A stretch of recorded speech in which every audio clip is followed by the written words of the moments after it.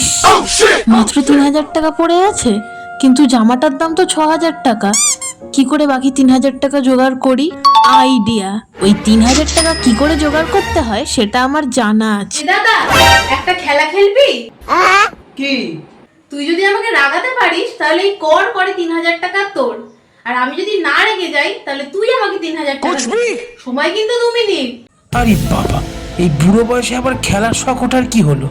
কিছু একটা ধান্দা আছে ভাই, সাবধান। কি বলছিস ঠিক বুঝতে পারছি না। আরে বুঝতে পারছিস না? তুই যদি আমাকে রাগাতে পারিস তাহলে তুই 3,000 টাকাটা পাবি, আর যদি না রাগাতে পারিস তাহলে আমাকে 3,000 টাকা দিবি। কিছুই বুঝতে পারছি না রে।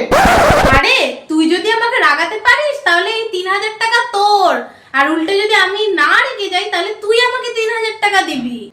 আর একবার একটু বল না, আর একবার একটু বল। আরে দূর, বুঝতে পারছিস না ছাগল? এক কথা কতবার বলবো? মাথাটা গরম করে দিল আমার।